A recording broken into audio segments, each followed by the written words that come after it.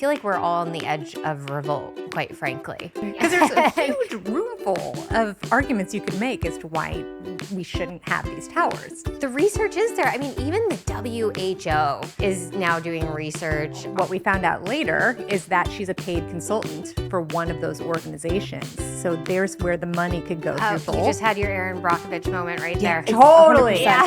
This is amazing. The greatest gift of going into politics has been coming in and taking a look around and seeing who's real and who's full of shit. If you admit this was the guidance at the time, this is what we were told to do, it's too bad that it had these side effects. This is what we do now. It would be forgivable. There's ways to push back, and there's ways to not just give carte blanche and allow them to take over and infiltrate the entire city. I'm Nicole Shanahan. Welcome to Back to the People podcast, which highlights the growth of a movement uniting America, where our government is free from corporate capture and where we give voice back to the American public. I am here with Kelly and Irena, local. We're all from this part of the Bay Area. You guys are in San Mateo County. I'm just south of you guys, not too far. And I'm wearing your amazing shirt, Don't Sell Out San Mateo. And the tagline is, keep cell towers away from our homes. That's right. So we've been hearing about EMF issues and cell tower issues, but typically you then hear someone saying that's a conspiracy theory, or, it's a minuscule impact. It's not something you actually have to worry about. And that was my understanding, even though my intuition told me otherwise. I always was afraid of having a Wi-Fi router next to my daughter's crib. It's like, that just doesn't seem right. Like intuitively, that just seems like a bad idea.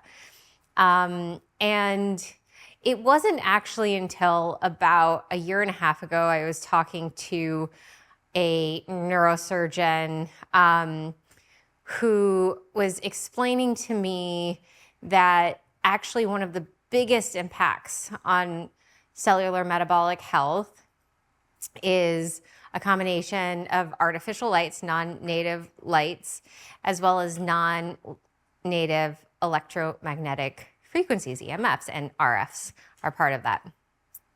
So first tell me, how did you guys realize the health risks of RFs and EMFs?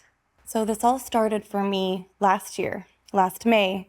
I'm a nurse and I do 12-hour shifts, and I come home and I see this kind of generic letter to Irena Mavridis or resident. I'm tired, it's been a long shift, but I open it. Something compelled me to open it. I would have just tossed it. And I read something saying, a small cell facility is coming within 500 feet of your home. And then there's a bunch of other dense words, and then it says, you have 5 days to appeal this. And I kind of thought to myself, okay, what is this again? Small cell facility? It took me 3 times to read this. And to really make sense that it's called a small cell facility. What is it for? Not entirely sure. And I have 5 days to appeal this. They're giving me a chance to do so. Now, is it 5 days from the notification? You have to dig a little deeper for those who take the time. And it's 5 days from a separate decision notice, which comes later. And the way you have to find out about it is you have to look at a separate website and every now and then check. So this was in the back of my mind, and I kind of kept thinking, okay, I really do want to appeal this. I want to learn more about this. From the preliminary research that we've all heard about, radio frequencies, and that you don't want to necessarily keep your cell phone too close to your body at all times, and you want to make sure and limit the amount of time little ones spend using cell phones and things like that. But from the preliminary research that I did, I was astounded to see that there's actually a lot of peer-reviewed studies that show that people who live near these small cell facilities end up getting sick. And so I knew I wanted to appeal, and I kind of started checking that website every now and then. A month goes by, and I randomly checked it again, and we had 2 days left in that 5-day window. So my sister and I, we mad dashed all across, our neighborhood, And in 2 days, we got about 40 signatures. People knew they didn't want this. People didn't know this was coming. They said, I don't remember getting a notification. And that's kind of how the journey began. We kind of started to form a small group. And one of our members is a cancer researcher, cancer biologist, PhD. Another one is a neurosurgeon who says, I do surgeries for patients with glioblastomas for a living. I do not want this near my bedroom, near my children's bedroom. Yeah. And we quickly just kind of tried to find out who can we unite with. And we went to Nextdoor, where we were heavily censored, interestingly enough. On Nextdoor.com? On Nextdoor.com. People labeled us conspiracy theorists. Even when I showed them that there's actually 11,000 pages of documented, peer-reviewed scientific data that was actually accepted in the case of EHT, Environmental Health Trust versus FCC, in 2021, which actually did not allow the FCC to expand their already horrible guidelines, which don't take into account the non-thermal RF radio frequency effects. They only look at a study done in the 80s where they took a bunch of rats and monkeys, slowly irradiated them, checked their body temperature, and at the point where they no longer were seeking food, they determined that's our safety guideline right there. Wow. Yep. So not even looking at at cellular exposure and what that does over time to cellular health. Kelly, how about you?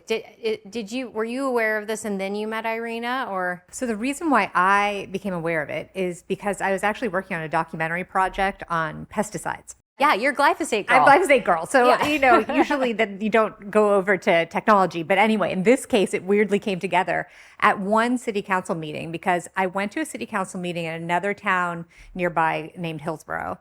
And there were a bunch of moms that were there. They were actually trying to get organic land care put in place because there had been a really sad cancer pocket. In fact, one teenager died from pesticide exposure. It was like a horrible situation. So they were there for that. And so I was there with a camera. And then another person got up and was starting to talk about this 5G rollout that was happening in Hillsborough.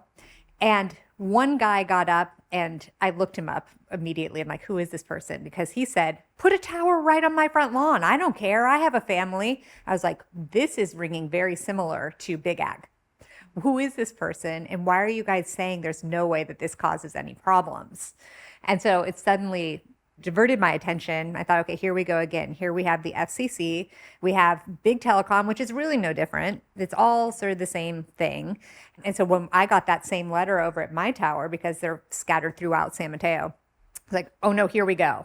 So went to Nextdoor, found Irena, and now I've had many of my posts just pulled off. And so I guess you had your posts pulled off Nextdoor. Yeah, for being scientifically inaccurate. Oh my. Just for inquiring about this.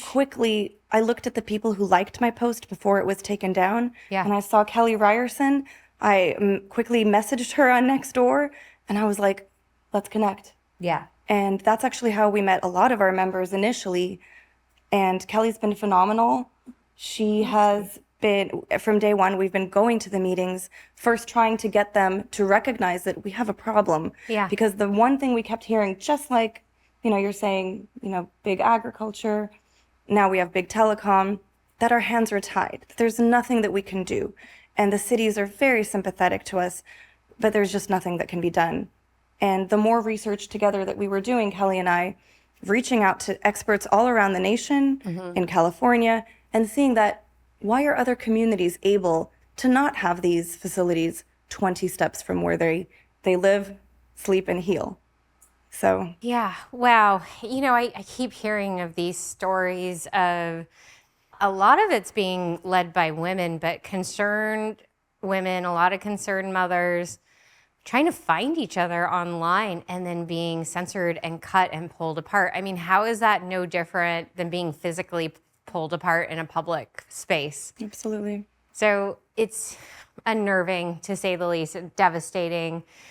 More accurately, but I'm happy you found each other before that happened. So we know the agencies aren't going to protect us. We see this with Big Ag, the USDA, the EPA. They've actually done quite the opposite to protect us from pesticides and glyphosate, as you so well know, Kelly.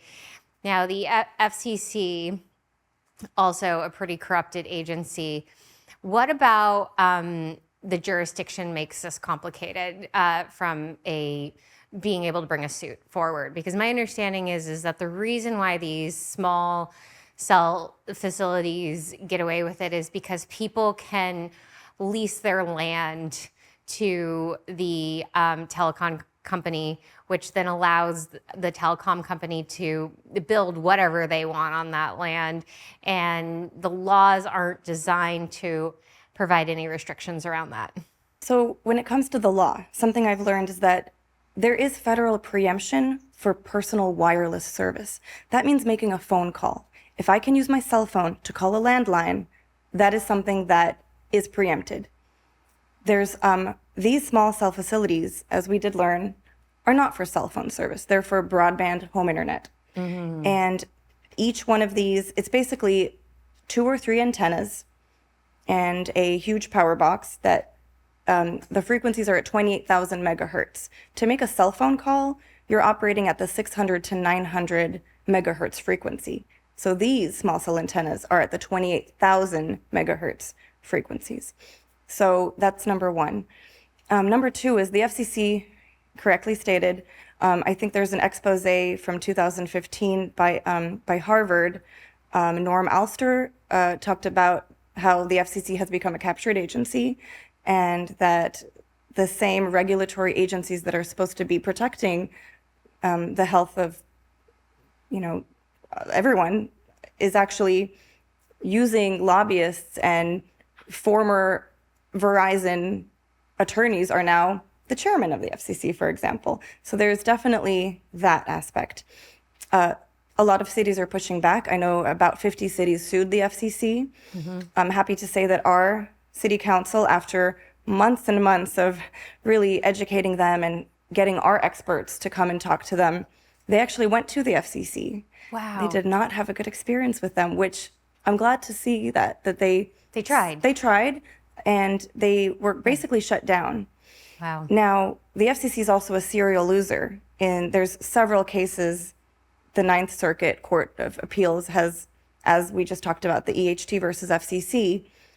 It actually told the FCC, okay, let's see, how do your current levels protect human health, protect children especially, and given the ubiquitous nature of RF, come back to us.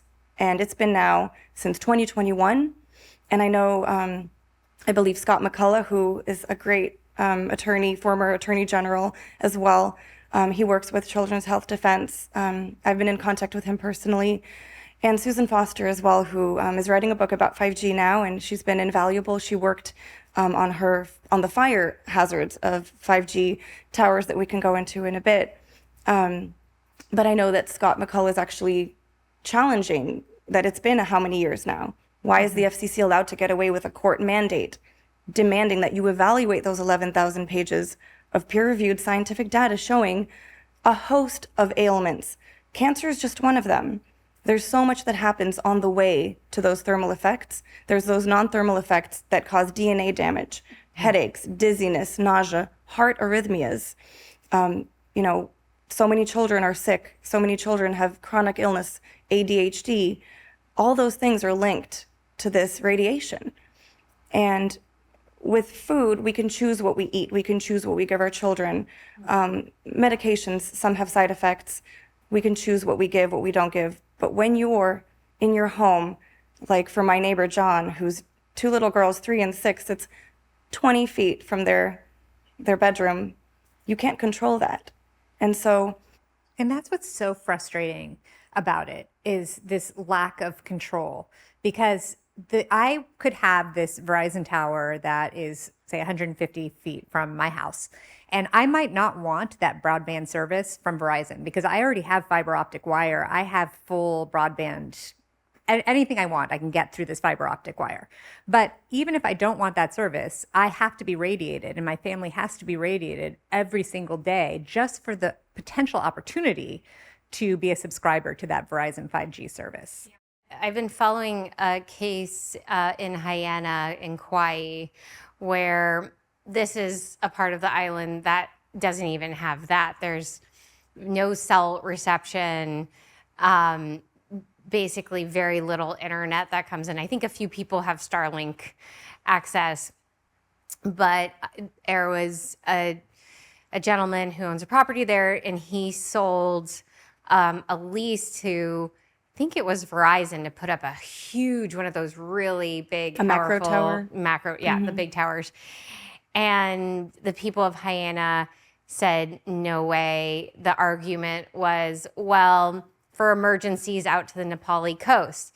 And I met with a lawyer there who's fighting the case, and she said, you can't make the argument around health. That's true. There's literally no room for that in the court of law. However, you can make the argument for it's not needed and the people don't want it. And the people cannot want it for any number of reasons. But the people of the town still have the right to put forward a consensus and to keep it from coming in. But health is not one of the reasons and not any of the things you can evoke. So the FCC actually is the ones who said you cannot argue health effects, which they had no right to do, because as Dr. Deborah Davis, who is a very well-renowned scientist, she claims, and it's true, the FCC doesn't employ a single health expert.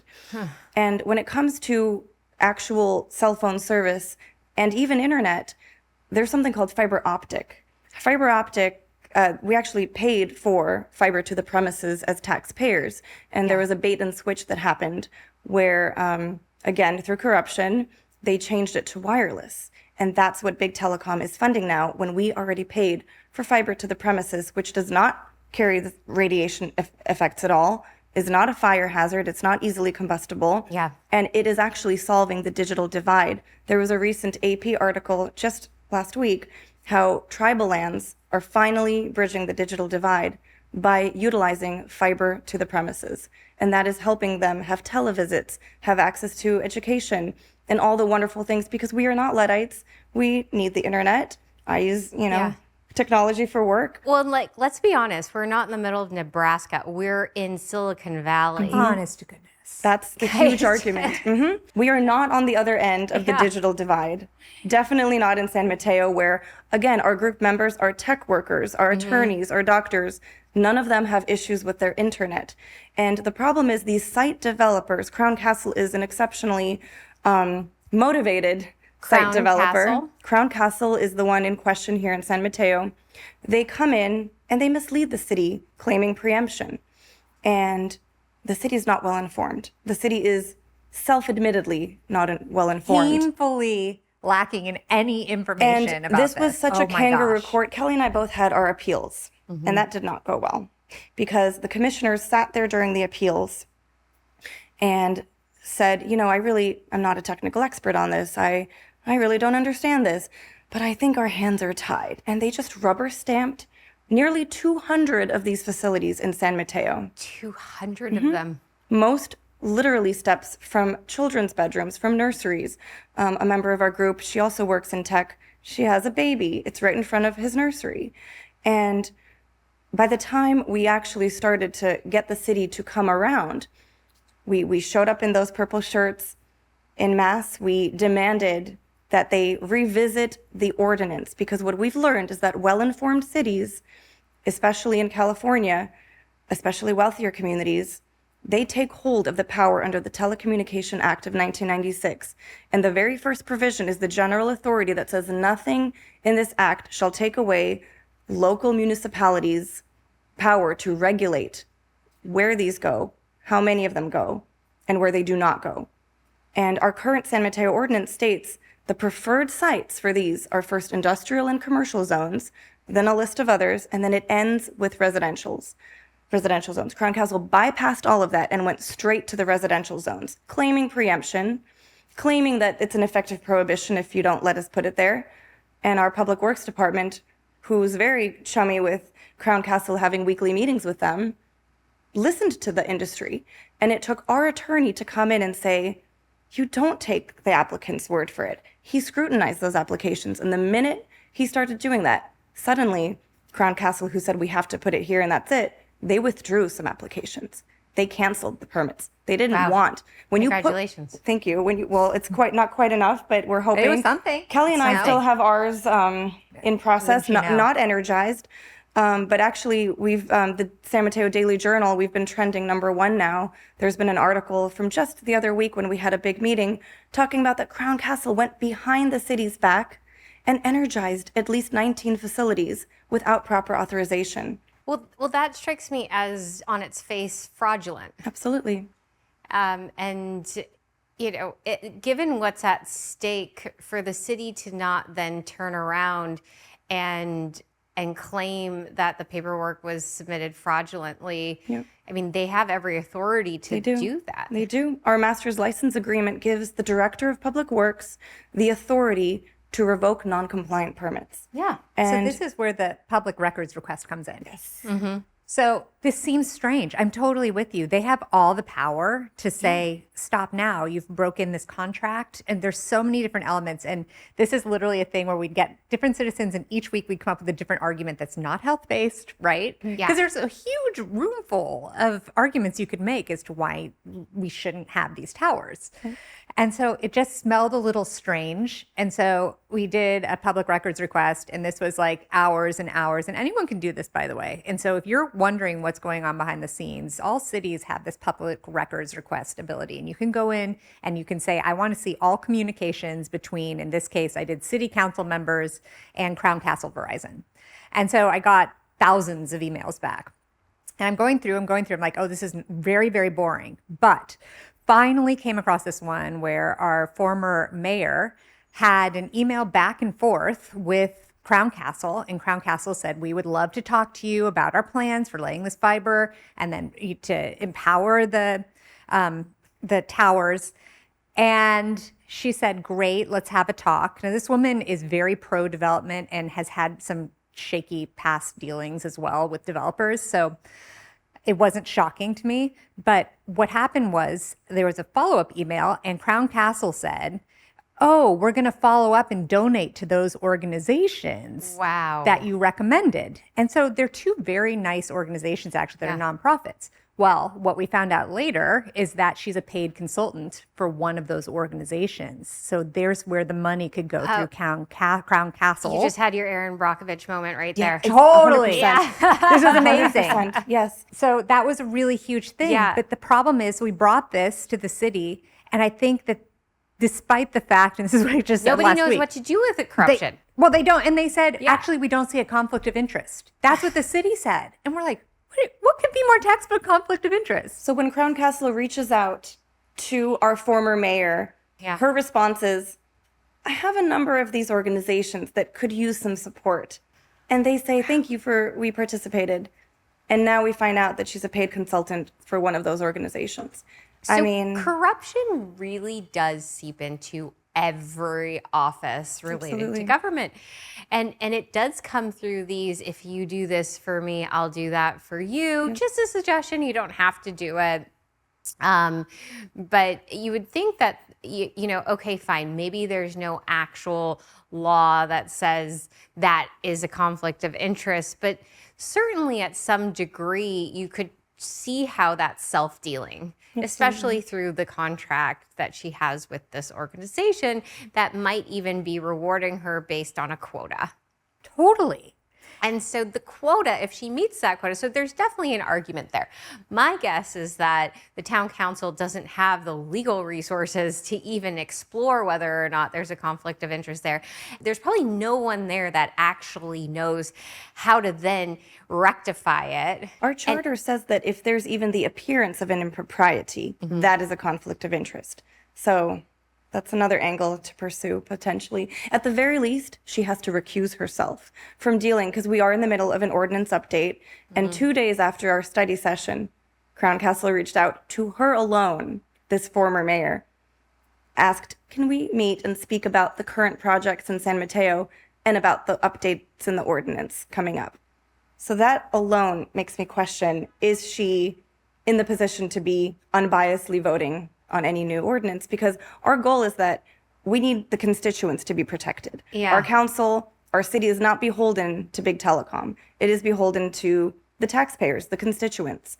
And to use an example of what is an excellent situation is Huntington Beach. And Huntington Beach, so I actually was lobbying on pesticide stuff, and we were at lunch, and I ended up meeting the city council from Huntington Beach, and they were so nice. And I was like, I don't even know how 5G came up, because it's not usually what I'm talking about. But I was telling them about this situation in San Mateo, and the current mayor said, oh, well, we just tell them, no, we're not going to have those in our residential areas. And they say, well, we're going to sue you. And then they drop the lawsuit because they know they can't win. And so what she did, this mayor, she was not in city council yet, but she's a mom, and they were going to put a tower next to a school. And she went and physically barricaded You're kidding. the area where they were going to put it up as the construction was coming in. She's like, we can't have our kids radiated all the time. This is crazy. And so there was an example of a city council that's willing to just say, go ahead and sue us, because they will always win the way everything's set up right now. Right. And so if there's a political will not to take these backdoor payments like the mayor of San Mateo did, it's actually very easy to keep these projects from going in. Really, really easy. I mean, that just goes to show the power of corruption. Absolutely. And it just takes one person. Yeah. It just takes one bad seed to ruin the lives of tens of thousands of people, which I find to be, something that we do need to hold these people accountable for, because when we don't, it incentivizes this kind of behavior. It normalizes turning a blind eye on it. Like, this is criminal and should be treated as such. And give people a chance to correct things. I think that's the misconception, is that, we, the affected population, want to see these people behind bars. I don't think most of us do. We just want them to fix the situations, do the right thing, be accountable, go back, apologize, and then make sure that it doesn't happen again. But that's not happening. So then groups like us need to increase the temperature a bit and say, well, we're going to bring another suit.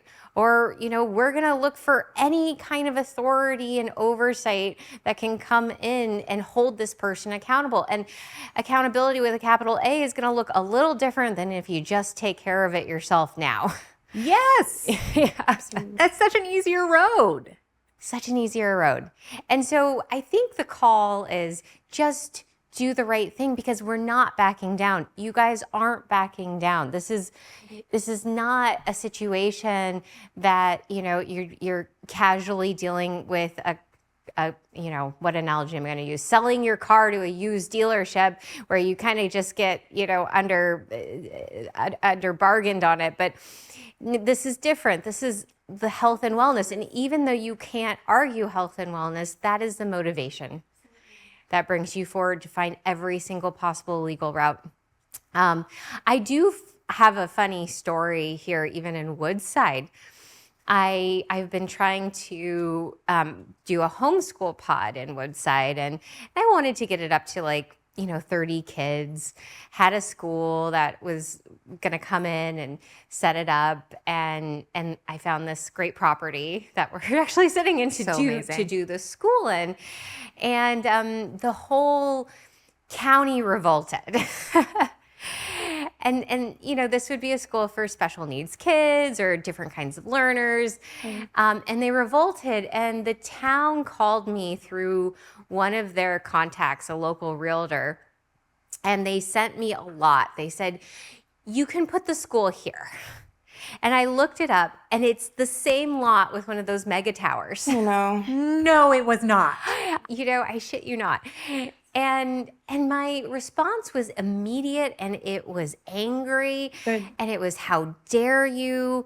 Why are we treating mothers and children and health last each and every time? Children's skulls are especially thinner. They're more susceptible to radiation absorption. There's been study after study that shows that children are actually they fare worse than adults because their immune system is still developing.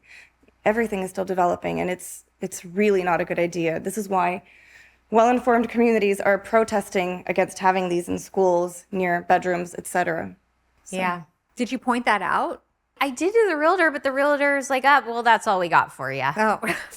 And I hope you said no. and here we are. It's almost like we have to go underground to protect our kids. It's just unbelievable to me, the suicidal nature of our government system, that it's willing to sell out children and the future of these communities, because the children are the future of the community.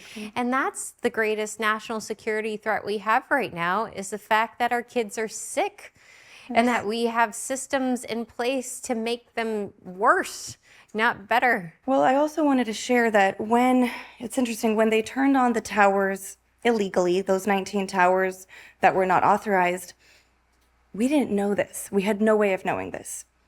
So back in April, we started developing symptoms. Wicked insomnia. I had people emailing me like, Irena, do you know if my tower's turned on? I can't sleep. I'm having migraines, dizziness.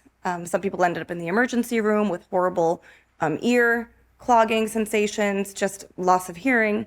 And we emailed our city, our public works, and they said, no, there's only 5 towers turned on, but they're nowhere near you guys. So we're like, okay, but something just didn't seem right. So we kept pushing and saying, please give us a list of all the energized facilities. 6 weeks go by, and they say, actually, we didn't know, but Crown Castle, they did energize those facilities. There's 19 of them, and they are exactly around the places where people were having symptoms. So, Oh my God. A, that's so irresponsible, and for that alone, those permits should be just canceled as being in violation. And B, that just shows that people were developing symptoms even at this radiation level, which we were initially told they're only going to turn them on partial power. And then when the whole 200 network is up, it'll be all the way. Andrew Campanelli is an amazing attorney. He's been very helpful to our group. He had a case in New York where an NYU professor actually lost his hearing, and he got an independent expert to check the radiation levels. They were 1,000 times higher than the limit. Wow. So Are you able to measure what your home is receiving? yeah, actually, Yeah. one of our group members, she just invited an independent expert, a building biologist, to measure the first by her towers and also in her dining room. The levels were at orange, which says high, limit your exposure time. And that's in her dining room where she tutors children, where she spends a lot of her time, most of her time. So our only remedy is then to leave. Is that, I mean, It's that, or it's all of the different ways of putting the canopy around your bed. And you're Right. getting really crazy out there. But if you want to block you, and I've looked into this because my daughter's room is really close to where the tower will go. I'm like, okay, either we're going to have to move, yeah. or I need to figure out, you can put paint on the outside of your house. But then, of course, that would reflect it right onto my neighbor. So then they're getting double the dose. And the tort liability to prove proximate cause is really hard as well. I have funded a case that's been in the DC Superior Court now for a really long time, since the Nokia phones were popular. Oh, wow. I think it's a Nokia case. Oh, wow. and it's interesting because what happened was, there were all of these cases that were floating around the federal circuit related to health and wireless exposure and cell phone use.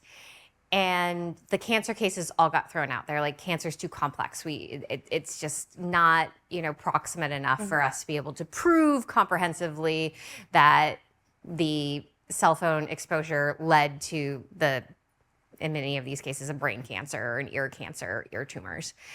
But there was one case that was a stroke case. And in this case, the woman was using her cell phone 12 hours a day. She was a commercial real estate attorney and doing deals like nonstop. And she had a major stroke, and they were able to show pretty conclusively through expert testimony and through her own visitation patterns to doctors that this was, due to she was laying on it. Like she would lay on it at night. Like her habits really show, and where the stroke happened in the brain, it was all very proximate. And even then, this case has been appealed and overturned and appealed and then brought back. And I'm just so frustrated that we're not able to make any progress under tort liability, because that would be the thing that, and it was accomplished with glyphosate. It was, and it's such an unusual thing. It feels like that's the only thing, that and like tobacco. It's the only thing that seems to make a dent.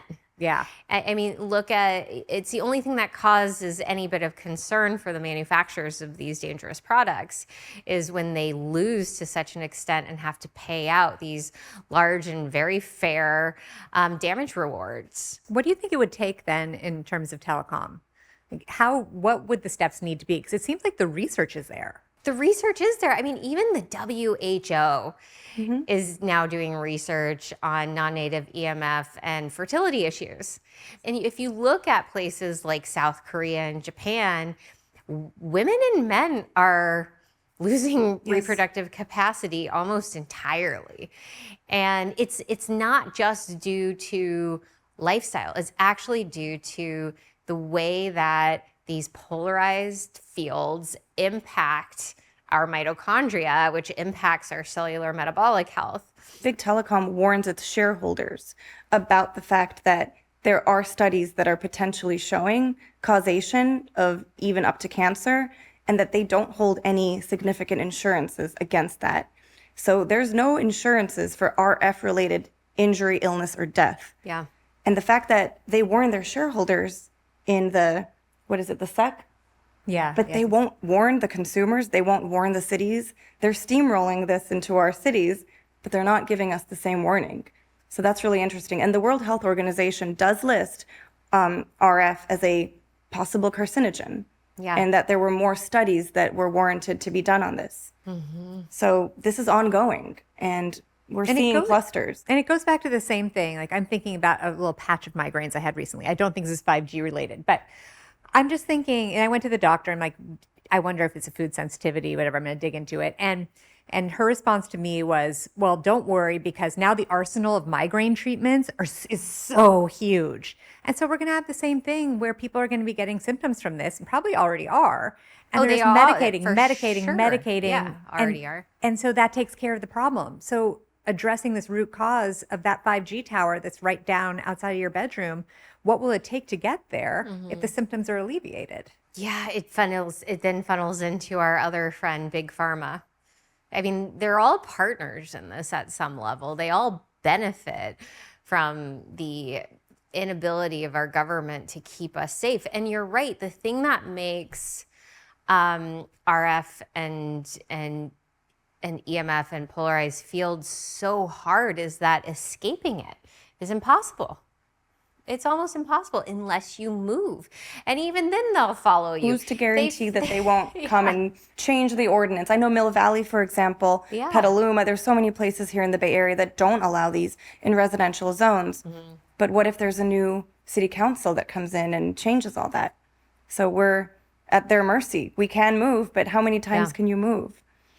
A lot of people are asking me if the recent Supreme Court case regarding Chevron Deference is going to make a difference. And I've looked at it and I thought to myself, theoretically, yes, if the FCC isn't going to bring their experts and do the thing they need to do, then we just have to keep pushing through the court system.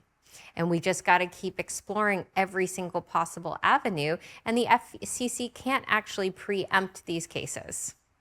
I was thinking, because I saw a lot of environmental organizations so upset about the Chevron decision, and I thought your upset is based on the assumption that our regulators are doing what they should be doing in the first place. Exactly. And so that's like an inherent trust that you must have in our regulators, which I don't have. I'm guessing you two don't have at this point. Well, once you see it. yeah, I mean, Bobby Kennedy and the ticket that we're running on, I mean, the entire argument is that corporate capture has made these agencies just an arm for the corporations and no longer at all are looking out for the common citizen in this country. At all. So yeah, the Chevron deference going away is great because, you know, we are not going to defer to the agencies to regulate companies anymore. It's great. I totally agree with you. Yeah. Because we've seen so many times that the experts that they bring in to give their opinion, and even actually if their opinion in the case of glyphosate is against glyphosate, it doesn't matter because they're always going to come out in favor of the corporation. Right, which is what the EPA has done time and time again. I mean, you know, there was that attempt to protect pesticides. I mean, the Farm Bill is now protecting pesticide use and preempting liability. It's, you know, I think that if we can figure out what angles, and it sounds like you guys are really exploring all of them, even at the municipal level and ordinance and zoning level. So there are some remedies. But the weakness remains that no one at the municipal level seems to be getting up and saying, this is going to be the platform I'm going to protect. I'm going to protect households from exposure. I mean, can you name any names? Is there any elected official, appointed or otherwise, that you look at and you're like, I want that person representing me? I will say, to give some credit, our current city council does have a few members that are coming around, waking up. I know one of them, his father passed away from a brain tumor. Another one is currently, his wife is undergoing cancer treatments. So I think people's, pun intended, their antennas are starting to come up. Yeah, let's give them a shout out. That is Rob Newsom and Rich Hedges. Rob Newsom Jr. and Rich Hedges, and our current mayor, Lisa Diaz-Nash, they are sympathetic to our cause. They are working with our group. They have been listening. They have listened to our expert attorneys that we brought in. Ariel Strauss, who is in Berkeley, has helped Encinitas just a few years ago create a stellar ordinance that really minimizes these in residential zones. And to this day, if I'm still correct, there are no small cell antennas in residential zones because they make the applicant do the work. They don't just roll over and say, okay, come on in, let's do the red carpet. They make them prove that if you don't put a facility in front of Kelly's bedroom, that is an effective prohibition. Prove it. Give us the probative data. Show us, is there a gap in coverage? Because that is still the Ninth Circuit ruling that mandates that if applicants want to come in and put these antennas near homes, you need to show that there's a gap in coverage. Yeah. And so other communities, a gap in cell phone coverage. a gap in cell phone service. And so many communities, Malibu, Encinitas, Carmel, Calabasas, we always talk about, oh, the digital divide. Well, is Kim Kardashian on the other end of the digital divide? No. And in Calabasas, they don't allow these near residential zones. There was a commission in New Hampshire, a bunch of scientists Kim came Kardashian together. lives in Calabasas. That's right. That's for anyone wondering. That's right. Yeah. And they stated that the safest buffer zone is about 1,064 feet. Yeah. Well, in Calabasas, that is the distance required if you're going to put these in residential zones, and they don't. And that's why it's just so heartbreaking to see our city taken advantage of by this big telecom. And it's really the site developer more so. They come in and they just want to get as many in as cheap as possible, and they don't care where they put it. They just want to make money. And interestingly, we have the same former mayor we discovered these things in the email about. She is oftentimes on Instagram and she'll talk about environmental justice issues. And so that was one of my arguments. Like, if you truly want environmental justice, don't be going to the poorer developments and radiating everyone where they will have no access to the medical care that they'll need. It's interesting, these climate activists, these environmental justice people that are bought into these massively expensive green energy projects. Yes. They seem to really keep narrow definitions of what environmental justice covers. And interestingly, it does not seem to equate to ecological wellness, and it doesn't seem to include a definition for human health. Yeah. Isn't that interesting? The human health component should be so core to environmental justice. You'd think the point of it all was for humans to live in these abundant ecosystems as abundant, healthy beings. Yes. So Susan Foster, she helped with a study on firefighters. This was 20 years ago, where they tried to put a different generation of a wireless device on their stations, and they did brain scans. Yeah. And firefighters were getting sick. They were getting disoriented. And these are the strongest of our society, right? Yeah, Usually strongest, big, strong men, typically. Take care of themselves, Absolutely. exercise. And they were having neurological changes that could be seen in brain scans. Wow. And what's interesting is when there was a bill that was going to be passed under, I believe, Jerry Brown, which thankfully was not passed, there was an exemption for firefighters not to have these on their premises. Interesting. Was that statewide? That was a statewide bill that was actually vetoed, but the point is that they were going to basically get even more power and less control for municipalities to protect against this. But the exemption was, we won't let the firefighters have this on their buildings. So you can put it in front of a nursery. We need firefighters functioning. And they know that. But the fact that you can put this in front of a children's bedroom would be fine, but the firefighters are exempt. That was pretty interesting to me. And another aspect is the actual fire risks. So Susan Foster, she has worked also in Encinitas and helped create a really good, and in Malibu, a fire safety ordinance for these small cell antennas, which is like a huge checklist that you have to go through. So many of our California fires are linked to telecom failures. Any electrical device will fail at one point or another. And these are unique in that you cannot just spray a hose at it, you'll get electrocuted. And it can take up to an hour to secure the perimeter and turn off the power to these facilities. I know Malibu, Woolsey, Silverado, these are huge fires that were devastating. You can't even get fire insurance. It's like almost impossible to get fire insurance. And these now are in fire Malibu. hazards. Wow. They do not belong feet from a bedroom. People need time to escape. And again, fiber optics, they don't carry the same fire risks. They're underground. They're underground, and wealthy communities underground things. Europe undergrounds. Why are we adding more junk? It's unsightly. It's ruining the character of our neighborhoods. Even if we don't look at the potential and actual health hazards and the fire hazards, they're ugly. And what Ariel Strauss has always warned is once you grant a permit, the applicant gets it for 10 years. And no matter what technology continues, these things can metastasize, they can grow 10 feet higher, and this is all in front of your bedroom. So think about 6G, 10G, and whatever else is coming. 10 years is a long time. You know, when we talk about why, the why behind this, the human factor of the why, and you've pointed out that the communities most impacted are middle and low income communities. And it just seems so predatory, so very predatory. And you also have to ask yourself, just across the board, why are we creating this situation for ourselves in this country? Time and time again, category after category, from the availability of food, farm fresh food. I mean, California is just on this, it's tanking right now in meeting its responsibilities to its citizens and the citizen welfare.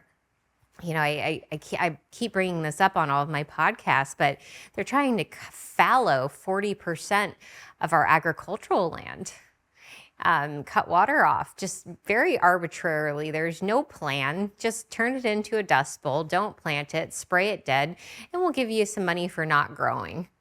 And these programs are so devastating.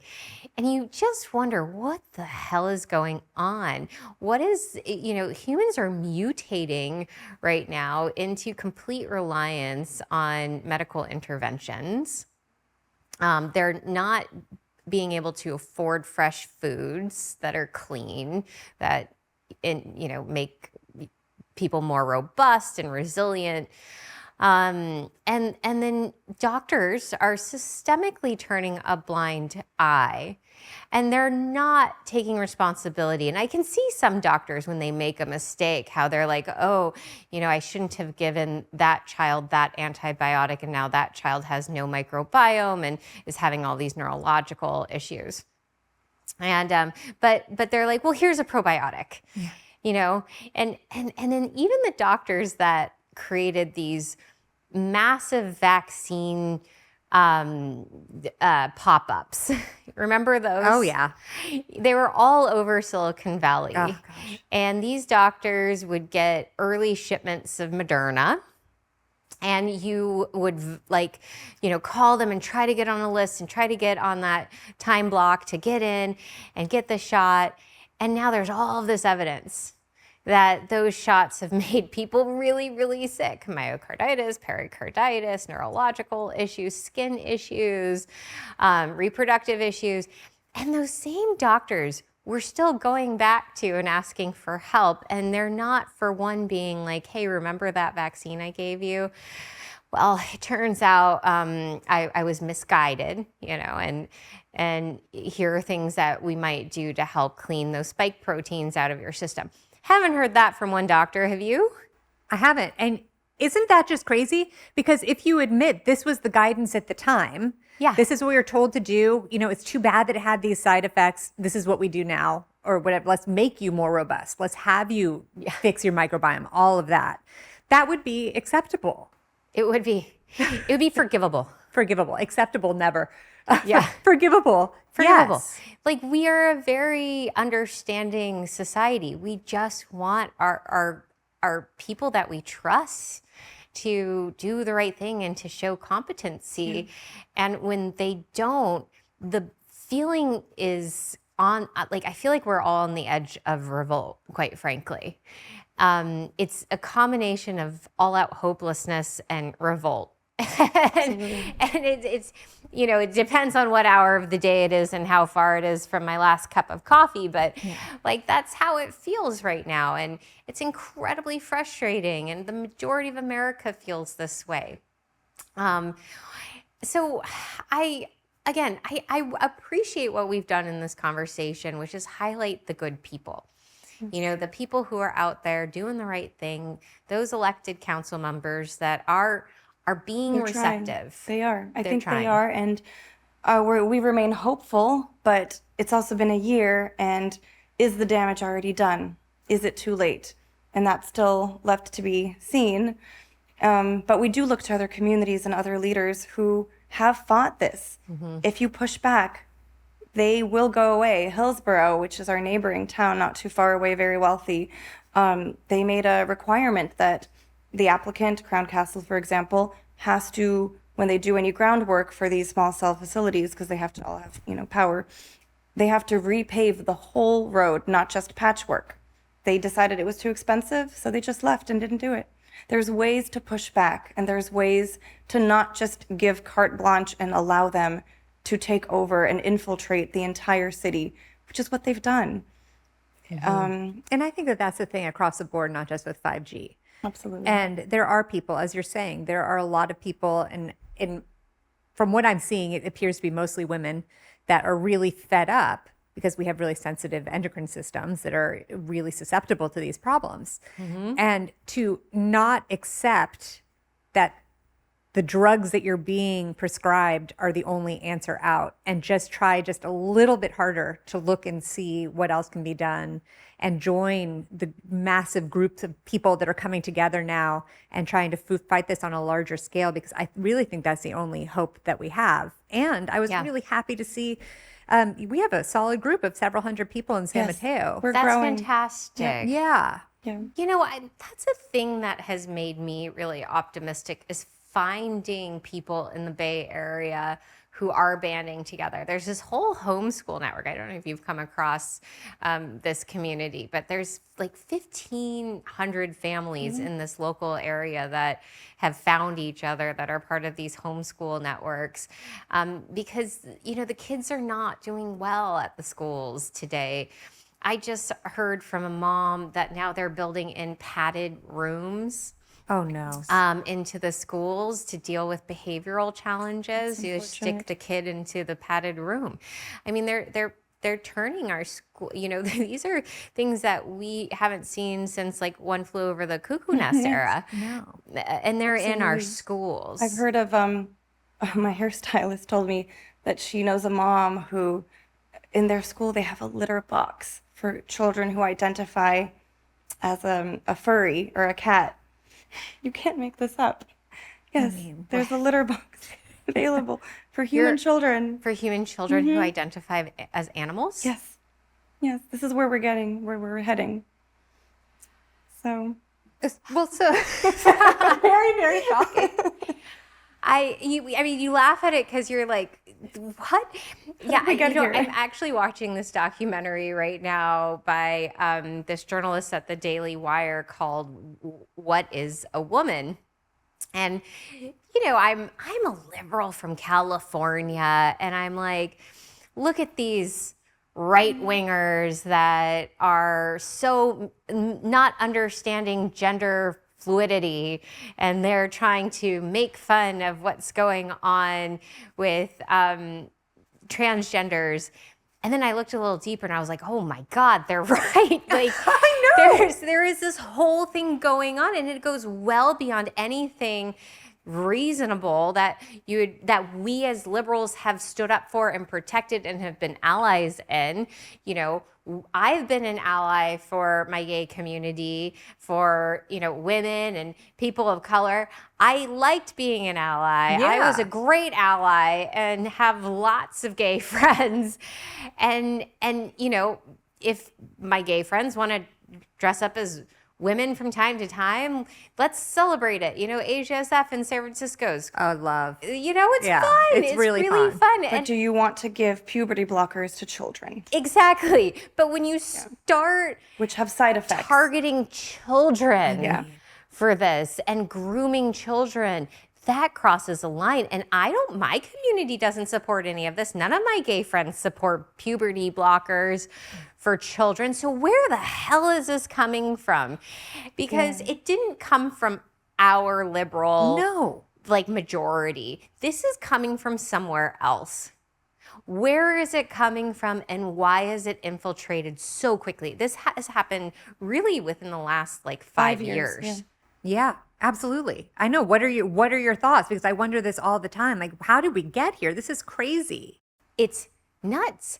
I think that there is I'm going to just share a theory that I haven't actually shared yet, but I think it's all part of the same system that no longer values natural health and that claims, well, it's not a big deal, if a few people get cancer next to these cell towers.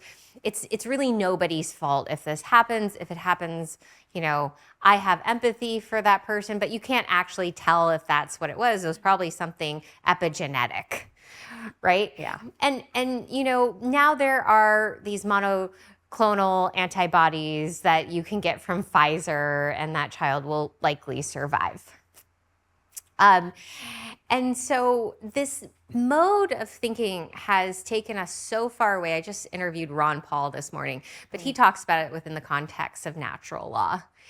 And he says that when you turn your back on natural law, you invite tyranny in. And so if what's happening in us redefining natural law all over the place is groundwork for tyranny, that's what I think is happening energetically.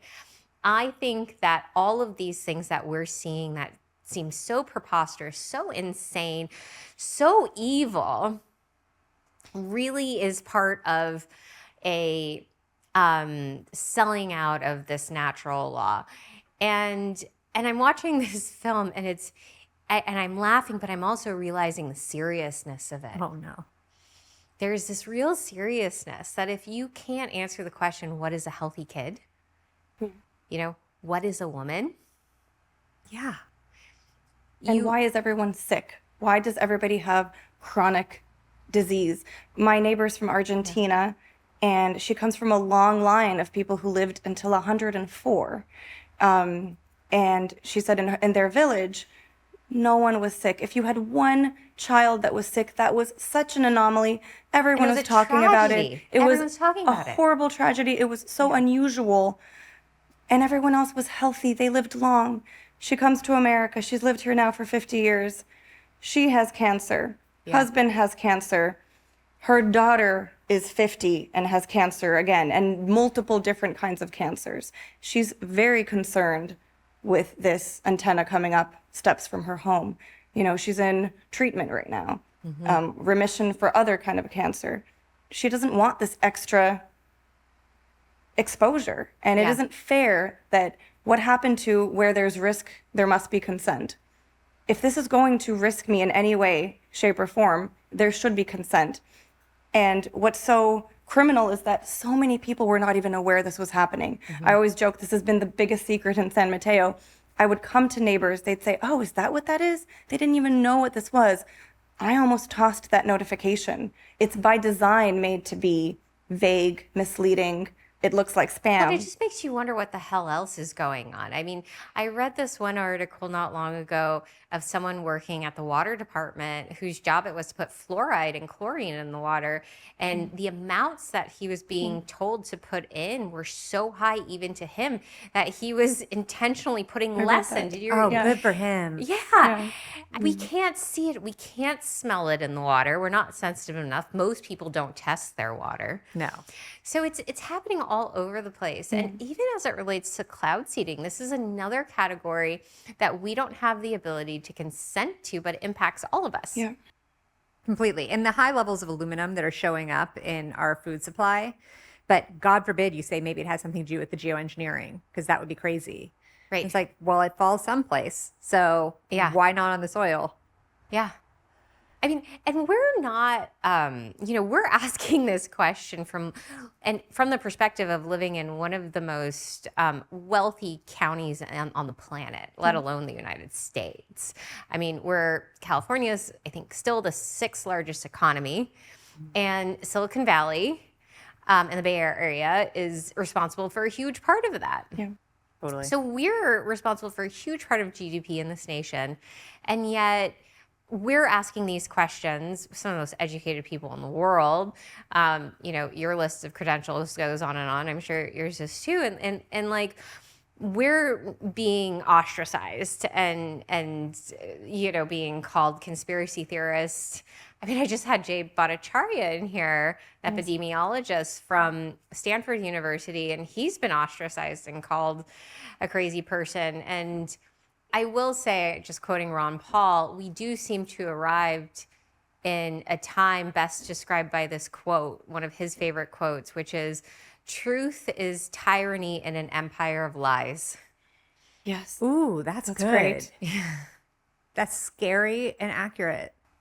Feels a bit accurate right now. Especially when you look at studies done, going back just to our RF topic, when the industry funds the study, there's less effects of damage.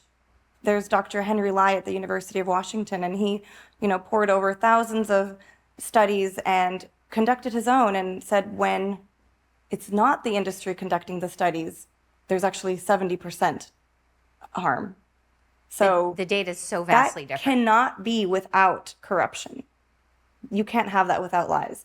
If you have studies that are being suppressed that show clear links to mitochondrial damage, DNA damage, obviously there's cellular damage happening. Yeah. And these are non-thermal effects. We're not talking about the radiation that it takes to heat tissue. So much happens on the way to that.